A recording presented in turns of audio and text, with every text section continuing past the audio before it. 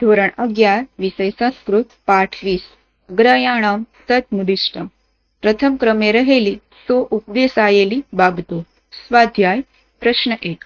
અધલિખિતાનામ પ્રશ્નાનામ સમુચિતમ ઉત્તરમ ચિત્વા લેખત.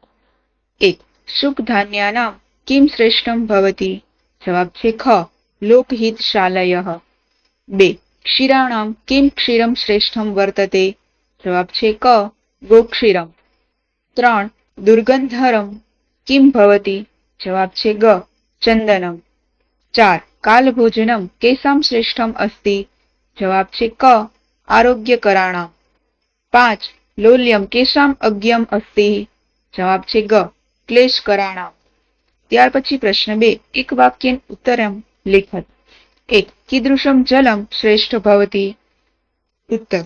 આંતરિક્ષાત આગતમ જલમ શ્રેષ્ઠમ ભવતી. 2. મદનફલમ કિમ કિમ કરોતિ? ઉત્તર. મદનફલમ વમના સ્થાપનમ અનુવાસનમ ચ કરોતિ. 3. શ્લેષ્મણઃ પિત્તસ્ય ચ પ્રશમનમ કિમ વસ્તુ કરોતિ? ઉત્તર. શ્લેષ્મણઃ પિત્તસ્ય ચ પ્રશમનમ મધુ કરોતિ. 4. વેગસંધાનમ નામ કિમસ્તિ? ઉત્તર. વેગસંધાનમ નામ અનારોગ્યકારી ક્રિયા અસ્તિ. 5. ભયકરાણામ અગ્રયમ કિમ વર્તતે? ઉત્તર. ભયકરાણામ અગ્રયમ અસમર્થતા વર્તતે. ત્યાર પછી પ્રશ્ન 3. કૌંસમાં આપેલા પદોમાંથી યોગ્ય પદ વડે ખાલી જગ્યા પૂરો. 1. શાલયઃ શુક ધાન્યાનામ. 2. જીવનીયાનામ ક્ષીરમ શ્રેષ્ઠમ ભવતી. 3. તદ્વિત સંભાષાઃ બુદ્ધિવર્ધનાનામ શ્રેષ્ઠા. 4. પ્રીણનાનામ હર્ષઃ શ્રેષ્ઠમ અસ્તિ. 5. અસમર્થતા ભયકરાણામ શ્રેષ્ઠા. ત્યાર પછી પ્રશ્ન 4. નીચેના પ્રશ્નોના માતૃભાષામાં ઉત્તર લખો. 1. જુદા જુદા ધાન્યમાં કયું કયું અન્ન શ્રેષ્ઠ છે? ઉત્તર. ડુંડાવાળા ધાન્યોમાં લાલ ચોખા, શાટીના ચોખા, શીંગવાળા એટલે કે ફાડાવાળા ધાન્યોમાં મગ, અનેક પ્રકારના દૂધમાં ગાયનું દૂધ અને શરીરને જીવનીય શક્તિ આપનારા અનેક પદાર્થોમાં દૂધ શ્રેષ્ઠ અન્ન છે. 2. પિત્તનું શમન કોના કોના દ્વારા થાય છે? ઉત્તર. પિત્તનું શમન મધ અને ઘી વડે થાય છે. 3. ચંદનની શ્રેષ્ઠતા કઈ કઈ બાબતમાં છે? ઉત્તર. ચંદનની શ્રેષ્ઠતા દુર્ગંધ હરવાની બાબતમાં તેમજ દાહ કે ગરમીને શમાવવા માટેના લેપનોની બાબતમાં છે. 4. સર્વરસ એટલે શું? તેમાં કયા કયા રસનો સમાવેશ થાય છે? ઉત્તર. ભોજનના સંદર્ભમાં સર્વરસ એટલે 6 રસો મધુર, અમ્લ, લવણ, તિક્ત, કષાય અને કટુ અર્થાત ગળ્યો, ખાટો, ખારો, કડવો, તુરો અને તીખો આ 6 રસોનો સમાવેશ થાય છે. 5. અનારોગ્ય કરનારી બાબતોમાં કઈ મુખ્ય છે? ઉત્તર. અનારોગ્ય માંદગી કરનારી બાબતોમાં કુદરતી આવેગને, હાજતને રોકવાની ક્રિયા મુખ્ય છે. ત્યાર પછી પ્રશ્ન 5. સમીક્ષાત્મક નોંધ લખો. 1. ચરક સંહિતા. ઉત્તર. ચરક સંહિતા આયુર્વેદ વિજ્ઞાનનો વિશ્વકોશ કહેવાય છે. મહર્ષિ ચરકનો ગ્રંથ ચરક સંહિતા કાય ચિકિત્સાનો આકર ગ્રંથ છે. ચિકિત્સા વિશેનું સવિસ્તર વર્ણન તેના 6થા વિભાગ ચિકિત્સા સ્થાનમાં કરવામાં આવ્યું છે. એ વર્ણન વિશદતા અને સૂક્ષ્મતાથી કરાયું હોવાને લીધે ચરકસ્તુ ચિકિત્સતે એવી લોકોક્તિ પ્રસિદ્ધ થઈ છે. કેટલાક વિદ્વાનોના અભિપ્રાય અનુસાર આ સંહિતા ચિકિત્સા શાસ્ત્ર અને આયુર્વેદ વિજ્ઞાનનો વિશ્વકોશ છે. તેમાં આ શાસ્ત્રના મૌલિક તત્વો, તથ્યો અને સિદ્ધાંતોનું અત્યંત ગંભીર વિવેચન કરવામાં આવ્યું છે. વળી આ ગ્રંથ તત્કાલીન ભારતીય જીવનનું પણ દર્શન કરાવે છે. ચરકે આયુર્વેદના તથ્યોના નિર્ણય માટે તદ્વિત સંભાષા તજજ્ઞોની સભાનો ઉલ્લેખ કર્યો છે.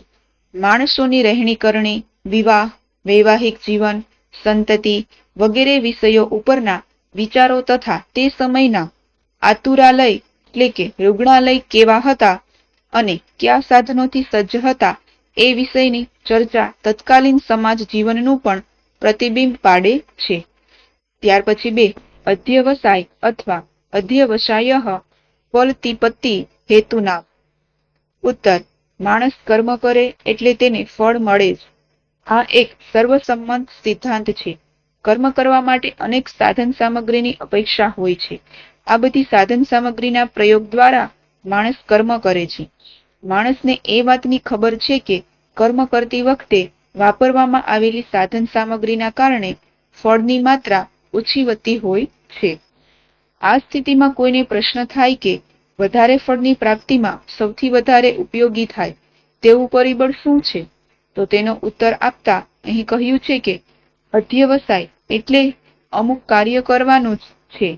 એ પ્રકારનો દ્રઢ નિશ્ચય વધારે ફળ અપાવનારા સાધનોમાં સૌથી શ્રેષ્ઠ છે.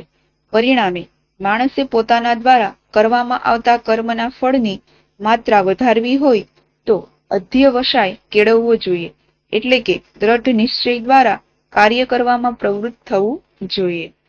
ત્યાર પછી 3 સંપ્રતિપત્તિ અથવા સંપ્રતિપત્તિ કાલજ્ઞાન પ્રયોજના નામ. ઉત્તર: કુદરતે નિસર્ગે માણસે જે અનેક ઉપહારો એટલે કે ભેટ આપેલ છે તેમાંથી એક ઉપહાર સમયનો છે.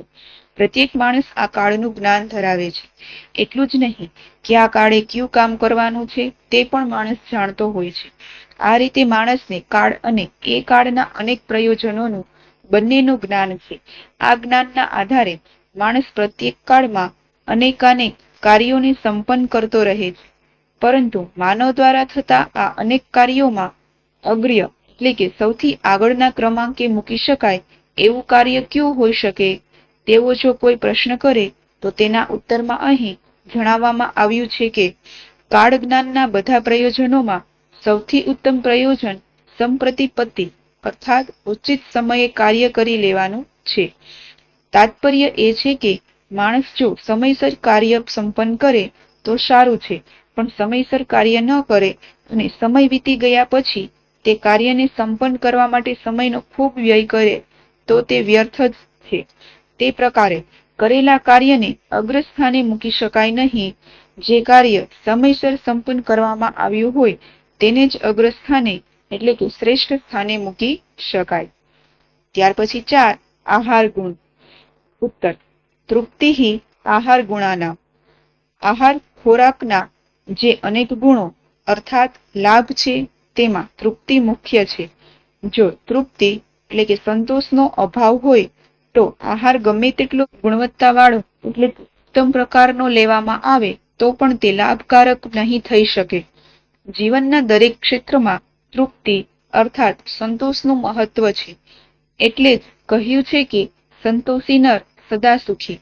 આહારના વિષયમાં પણ સંતોષ જરૂરી છે. ત્યાર પછી પ્રશ્ન 6 નીચેની પંક્તિઓ સસંદર્ભ સમજાવો. 1 વ્યાયામઃ સ્થૈર્યકરાણામ. ઉત્તર અનુવાદ. શરીરને સ્થિરતા આપનારી બાબતોમાં વ્યાયામ આવશ્યક છે. સ્પષ્ટીકરણ. પ્રસ્તુત સૂત્રરૂપ વાક્ય અગ્રાયાણમ સત્મુદિષ્ટમ નામના ગદ્યાંશમાંથી લેવામાં આવ્યું છે. આ ગદ્યાંશ ચરક સંહિતાના સૂત્ર સ્થાનના 25મા અધ્યાયમાંથી ઉદ્ધત કરાયેલ છે. આ અધ્યાયમાં અગ્નિવેશ અને ભગવાન આત્રેયનો સંવાદ છે.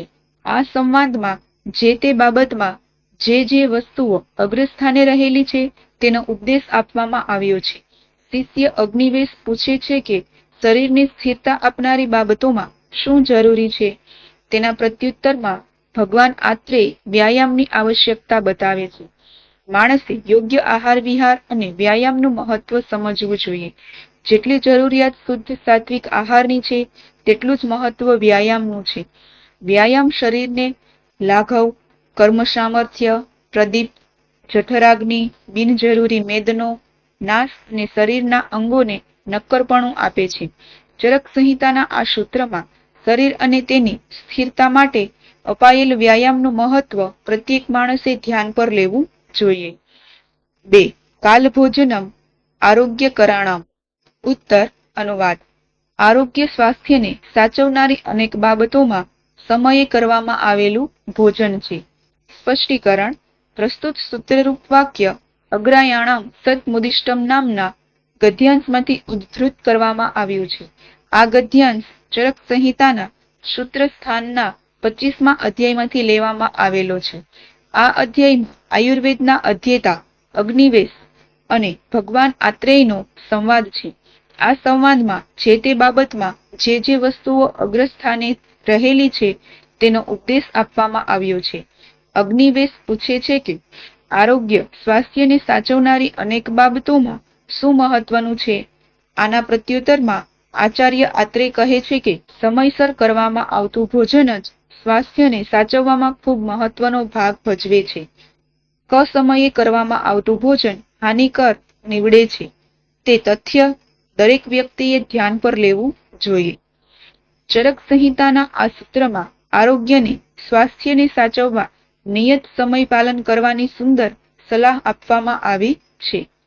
ત્યાર પછી 3 તૃપ્તિ આહાર ગુણાનામ.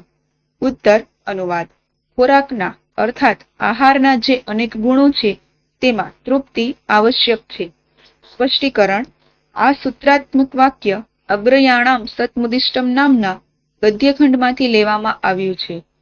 આ ગદ્યખંડ ઈસવીસનની પ્રથમ શતાબ્દીમાં રચાયેલ ચરક સંહિતાના સૂત્રસ્થાનના 25મા અધ્યાયમાંથી ઉદ્ધૃત કરવામાં આવ્યો છે. આ અધ્યાયમાં આહારના અર્થાત ખોરાકના જે લાભો છે તેનું વર્ણન કરવામાં આવ્યું છે. આહારના જે લાભો દર્શાવ્યા છે તેમાં અગ્રસ્થાને રહેલો લાભ કયો એમ અગ્નિવેશે પોતાની જિજ્ઞાસા વ્યક્ત કરી ત્યારે આચાર્ય આત્રેય તૃપ્તિને સર્વોચ્ચ સ્થાને રાખી સૂચવે છે કે માણસે ભોજન લેવામાં સદા તૃપ્ત રહેવું જરૂરી છે. સંતોષઃ પરમ સુખમ અને સંતોષી નર સદા સુખી એ સનાતન સત્યોને જીવનમાં ઉતારનાર ગરીબ અને જીવન જરૂરિયાતની વસ્તુઓથી વંચિત રહેલો માણસ પણ સ્વસ્થ અને નિજાનંદમાં મસ્ત રહી શકે છે એ તથ્ય સૂચવ્યું છે. પ્રસ્તુત સૂત્રમાં આહારનો લાભ સદા તૃપ્ત રહેનાર વ્યક્તિને અનુવાદ. પૃથ્વી ઉપર ઉપલબ્ધ અનેક અમૃતોમાં શ્રેષ્ઠ અમૃત છે આયુર્વેદ. સ્પષ્ટીકરણ.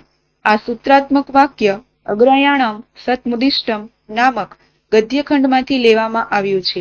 આ ગદ્યખંડ ઈસવીસનની 1લી સદીમાં રચાયેલ ચરક સંહિતાના સૂત્રસ્થાનના 25મા અધ્યાયમાંથી ઉદ્ધૃત કરવામાં આવેલો છે.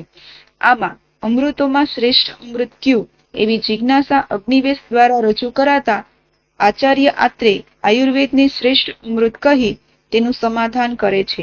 એલોપથી, હોમિયોપથી વગેરે ઔષધોપચારના શાસ્ત્રોમાં શ્રેષ્ઠ એવા આયુર્વેદને પૃથ્વી ઉપર ઉપલબ્ધ એવા અનેક અમૃતોમાં ઉત્તમ સિદ્ધ કરી આચાર્ય આત્રેય આયુર્વેદની સર્વોપરિતા સ્થાપે છે. પ્રસ્તુત સૂત્રમાં આયુર્વેદનું મહિમાગાન કરવામાં આવ્યું છે.